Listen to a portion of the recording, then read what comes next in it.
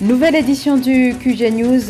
Merci de nous rejoindre. Bienvenue à tous et à toutes. Tout de suite, les titres de ce journal. Dissolution en Guinée du Front National pour la défense de la Constitution par le gouvernement de transition avec à sa tête le colonel Mamadi Doumbouya. Le FNDC a été le fer de lance de la contestation contre l'ancien président Alpha Condé et s'oppose depuis plusieurs mois à la junte au pouvoir. La coalition qui dénonce cette mesure maintient son appel à manifester le 17 août prochain. Une cinquantaine de terroristes présumés devant la justice libyenne. Tous ont été arrêtés fin 2016 après la reprise par les forces armées loyalistes de Sirte, ancien bastion de l'État islamique. L'ouverture de ce procès lundi était attendue par les proches des victimes, mais l'attente va se prolonger car l'audience est ajournée au 25 septembre. La préservation du bassin du Congo, un enjeu africain mais aussi mondial. Cette immense forêt d'Afrique centrale, deuxième puits de carbone du monde, fait face à de multiples pressions, dont la déforestation. Gros plan à suivre dans ce journal. Le Rwanda, dernière étape de la tournée africaine d'Anthony Blinken. Le secrétaire d'État américain est à Kigali où il s'entretient ce jeudi avec le président rwandais Paul Kagame. Cette visite intervient au lendemain de son déplacement en République démocratique du Congo où les échanges avec les autorités congolaises ont largement porté sur le soutien apporté par le Rwanda au groupe rebelle du M23 qui opère à l'est de la RDC, un soutien désormais documenté par un rapport des Nations Unies. C'est ainsi que la question est également au cœur des discussions entre le secrétaire d'État américain et le chef de l'État rwandais, entretien au cours duquel le cas de Paul Rusesabagina devrait aussi être évoqué. L'ancien directeur de l'hôtel d'Émile Colline et opposant au président Paul Kagame, Paul Rusesabagina, qui dispose d'un statut de résident permanent aux États-Unis, purge depuis l'an dernier une peine de 25 ans de prison pour terrorisme. La famille de Paul Rusesabagina, qui se trouve aux États-Unis, dénonce son emprisonnement et exhorte l'administration américaine à un engagement direct afin de mettre fin à l'incarcération de Paul Rusesabagina, 68 ans, dont l'état de santé ne cesse de se dégrader. Le Front National pour la défense de la Constitution qui dénonce une gestion unilatérale de la transition par la junte au pouvoir en Guinée est dissous par un arrêt du gouvernement. Les généraux accusent la coalition d'avoir recours à des actions violentes. Cette décision intervient alors que le collectif qui regroupe partis, syndicats et organisations de la société civile préparait une nouvelle manifestation. L'opposition rejette et condamne cette dissolution, estimant qu'il s'agit d'un coup porté à la liberté et à la démocratie. Tchekomar Kamara. Le Front National pour la défense de la Constitution, FNDC, au mouvement social vient d'être dissous par la junte. Créé en octobre 2019, ce mouvement qui avait pour vocation la défense de la Constitution de 2010 n'existe plus que de nom en République de Guinée.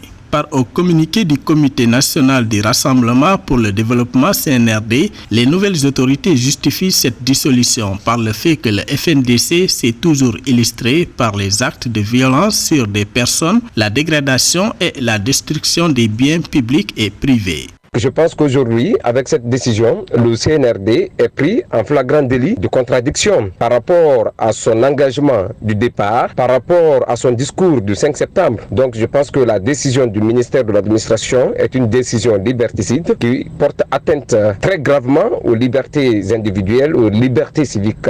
Autre argument brandi par le CNRD, les membres du Front auraient toujours posé des actes de haine ou de discrimination contre des personnes en raison de leur origine et idéologie. Le FNDC est également cité pour l'utilisation des réseaux sociaux comme outil de propagande pouvant dégénérer en extrémisme violent. La décision n'est pas de nature à garantir la paix, à créer un climat de stabilité et surtout à mettre tous les acteurs politiques autour de la table de dialogue parce qu'aujourd'hui, les recommandations du FNDC ou les exigences de ce mouvement qui vient d'être dissous, c'est plus de transparence dans le processus de transition, le dialogue politique et surtout l'ouverture d'un cadre de dialogue. Le CNRD considère que le FNDC ne figurait pas sur la liste des organisations non gouvernementales ni sur la liste du collectif des associations, encore moins sur le répertoire des associations non gouvernementales agréées en Guinée. Une illégalité, selon le CNRD, met en péril la cohésion sociale et l'unité nationale. L'actualité, c'est aussi la visite ce mardi en Turquie du Premier ministre algérien Aymen Ben Abderrahmane, qui a été reçu par le président turc Recep Tayyip Erdogan en tant que représentant du chef de l'État algérien Abdelmajid Tebboune à la cérémonie d'ouverture des Jeux de la solidarité islamique qui se tiennent à Konya. L'entretien entre le chef du gouvernement algérien et le dirigeant de la Turquie aurait porté sur le développement des relations bilatérales. Plusieurs domaines seraient concernés par cette volonté d'accentuer le partenariat entre les deux pays.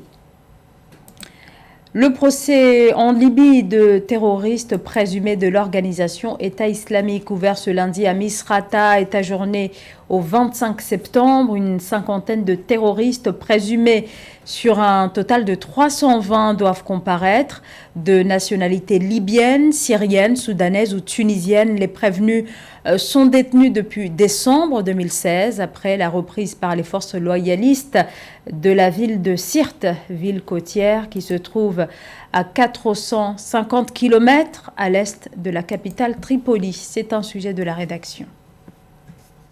58 combattants de l'État islamique devant ce tribunal libyen de Misrata. Tous ont été arrêtés en décembre 2016, après la reprise par les forces armées libyennes de la ville de Sirte, qui avant la libération était passée aux mains des terroristes depuis juin 2015. En raison de la violence des combats et des attentes des victimes, les blessés pendant la bataille et les familles de ceux qui ont été tués ont pu assister à ce procès ouvert ce lundi 8 août. J'ai participé à l'opération de Bouniane Marsous et j'ai été blessé aux deux jambes. Je ne suis pas venu au tribunal pour une compensation financière ni un soutien moral. En tant que combattant blessé, nous exigeons des sanctions parce que tout l'argent du monde ne pourrait pas compenser nos blessures. Quant à moi, rien ne me ramènera mes jambes.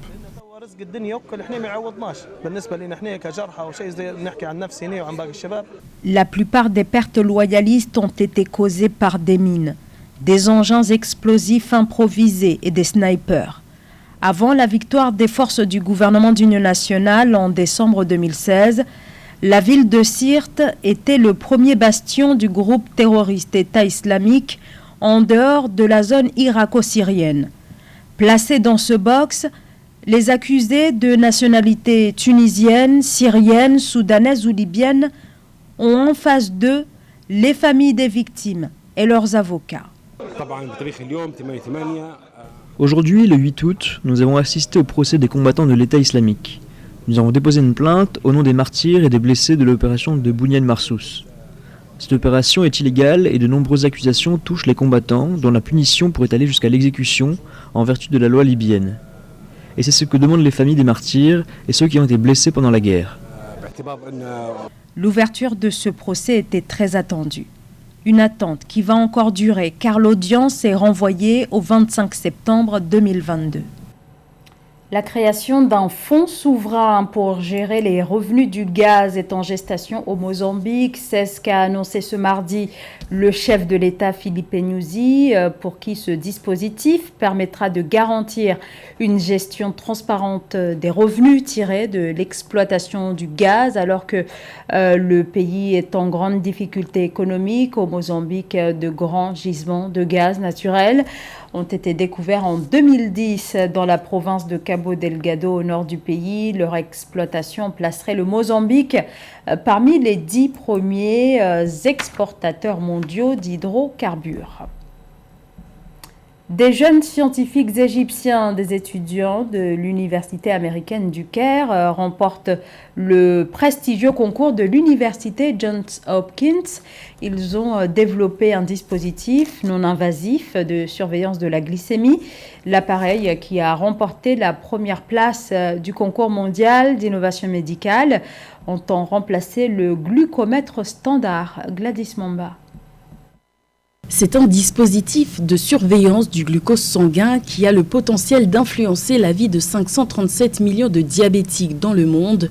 Glucoclip a réussi à obtenir la première place du concours de conception de soins de santé Johns Hopkins 2022 dans le domaine de la santé numérique, l'œuvre de 5 étudiants égyptiens de l'Université américaine du Caire. Cette année, 120 projets ont été soumis par 74 universités de 18 pays. Bien sûr, l'université Johns Hopkins est l'une des universités les plus prestigieuses, en particulier dans le domaine médical. Lorsque nous avons entendu parler du concours, nous avions déjà terminé notre appareil et nous avions un prototype. Nous avons immédiatement postulé et Dieu merci, nous avons réussi à être récompensés sur 120 équipes participant à la compétition. Ce projet a nécessité 1 an de travail et a été testé sur un échantillon de plus de 100 personnes en raison des difficultés liées à la pandémie de Covid-19. Glucoclip surveille la glycémie avec un haut niveau de précision, de manière non invasive. Fini les piqûres au doigt, l'appareil utilise la spectroscopie dans l'infrarouge proche et se connecte à une application mobile, permettant plus de facilité et de commodité dans la surveillance de la glycémie du patient. C'est comme l'oxymètre qui surveille les niveaux d'oxygène dans le sang. La personne qui veut vérifier les niveaux de glucose doit placer son doigt dans l'appareil et appuyer sur le bouton ou utiliser l'application qui est connectée à l'appareil via Bluetooth. Une fois que vous appuyez sur le bouton, l'appareil commence à vérifier les niveaux de glucose dans le sang, puis les chiffres sont affichés sur l'appareil et l'application. Sur l'application, vous pouvez vérifier les lectures passées et vérifier l'historique dans un graphique. S'il est commercialisé, ce prototype pourrait être bénéfique à l'Afrique, car selon l'Organisation mondiale de la santé, le continent africain devrait connaître la plus forte augmentation du nombre de cas de diabète dans le monde, pour passer de 24 millions de cas en 2021 à 55 millions en 2045. Les initiatives sont nombreuses pour tenter de préserver les forêts du bassin du Congo, deuxième poumon vert de la planète après l'Amazonie. Le massif forestier du bassin du Congo représente un stock de CO2 équivalent à près de 10 ans d'émissions mondiales. La gestion durable de ces forêts est donc nécessaire pour préserver leur capacité à limiter le changement climatique. Alors, les initiatives sont certes nombreuses, mais les financements, eux, manquent toujours. Joël Ballot.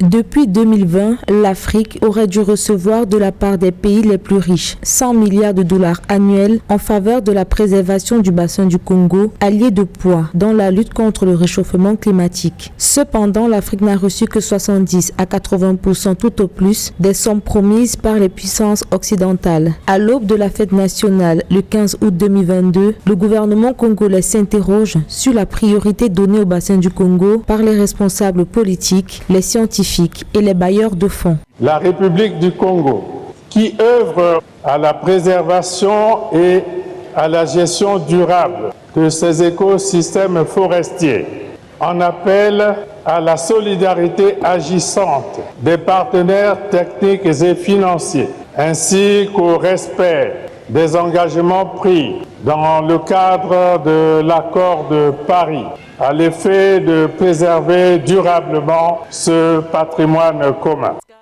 Entre 2008 et 2017, le bassin du Congo n'a reçu que 11% des flux financiers internationaux destinés à la protection et à la gestion durable des forêts dans les zones tropicales. À la suite de la COP26 qui s'est tenue en 2021, les États se sont engagés pour la mise en place d'un fonds de 1,5 milliard de dollars sur 4 ans destiné à protéger le bassin du fleuve Congo.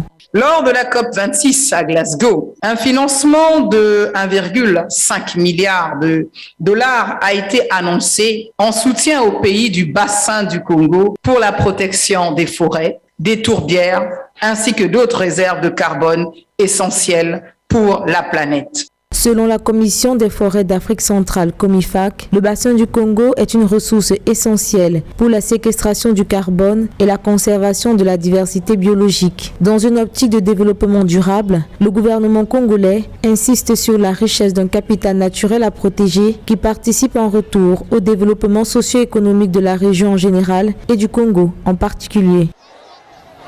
Ce journal a été réalisé par l'ensemble de la rédaction. Merci de nous avoir suivis. Dans un instant, une nouvelle édition de l'actualité sur Africa 24.